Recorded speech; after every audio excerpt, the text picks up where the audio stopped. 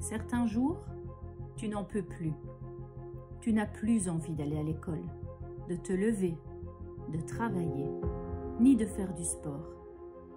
Tu n'as plus envie de rien, parce qu'en fait, tu as l'impression que tous tes efforts n'ont servi à rien, et que les moqueries, les méchancetés et le poids des échecs ont réussi à te casser. Mais en réalité, tu te sens cassé parce que toi, tu as arrêté de croire en toi. Tu as laissé les critiques te dire que tu n'y arriverais pas, et toi, tu les as crus. Alors tu veux un scoop? Eh bien, on t'a menti. Ce n'est pas parce que tu as dû faire face à des échecs que pour autant tu es un perdant. Ta réussite ne va pas dépendre de la somme de tes échecs, mais bien du nombre de fois que tu vas réussir à te relever. Le nombre d'échecs ne doit pas avoir d'importance. Peu importe que tu sois le premier ou le dernier, la véritable défaite serait d'abandonner et de ne surtout plus croire en toi. Et tu n'as pas le droit d'abandonner. C'est vrai, je comprends. Il est difficile de se sentir spécial quand on se sent cassé.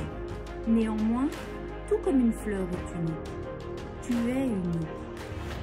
Tu as en toi quelque chose de spécial, et ce, malgré les échecs que tu as déjà rencontrés jusqu'à ce jour.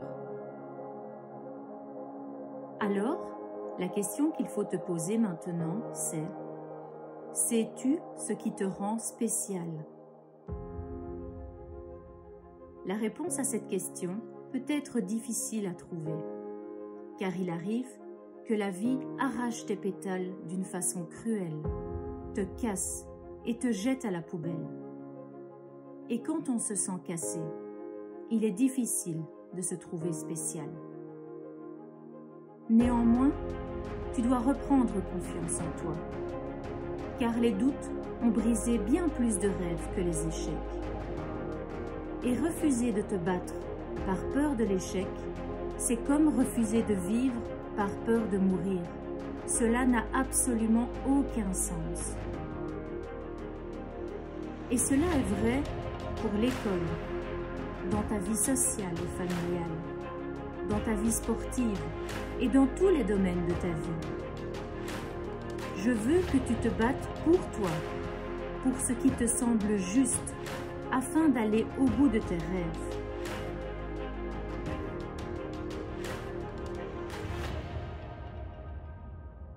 Je vais te parler de quelque chose qu'on appelle l'impuissance apprise.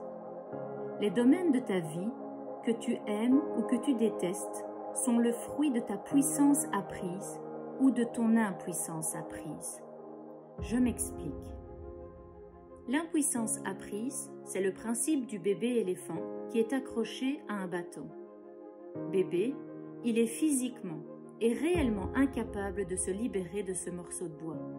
Mais à l'âge adulte, il serait tout à fait capable de se libérer de ce bâton, car il est devenu bien plus fort. Et malgré cela, il ne cherche pas à se libérer de ce morceau de bois.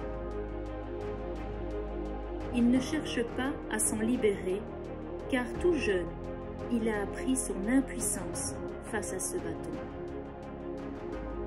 Et ce principe du bébé éléphant est identique pour nous les hommes.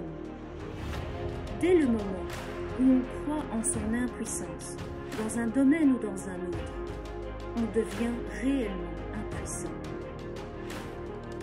Alors comment pourrait-on faire pour rêver et pour avoir envie d'aller de l'avant quand on se sent impuissant? Tu sais, ce ne sont pas les gens les plus intelligents et les plus forts qui gagnent la bataille. Ceux qui gagnent réellement la bataille, ce sont ceux qui sont prêts à aller jusqu'au bout, ceux qui sont prêts à faire des sacrifices pour arriver à atteindre leurs rêves, ceux qui ne baissent pas les bras quand cela devient difficile, ceux qui continuent à se battre malgré la défaite. Être fort ce n'est pas être parfait. On ne te demande pas d'être le meilleur. On te demande juste d'être toi, avec tes qualités et tes défauts, avec tes forces et tes faiblesses. Et on te demande de continuer à aller de l'avant malgré les difficultés que tu vas rencontrer. Sois fier de toi. Rends tes parents, ta famille et ton entourage fiers de toi en devenant quelqu'un de bien. Devenir quelqu'un de bien ne veut pas dire être le plus beau, le plus riche, ni le plus intelligent. Rends-les fiers de toi en étant tout simplement toi, en respectant les valeurs que tes parents t'ont inculquées, en respectant qui tu es et en respectant les gens qui te côtoient, car nous sommes chacun d'entre nous spécial. Alors, si tu devais retenir 2 éléments de cette vidéo, je souhaiterais que tu retiennes que tu es spécial et unique. La preuve avec ton empreinte digitale. Tu es la seule personne à avoir cette empreinte. Tu es donc tout simplement unique et spécial.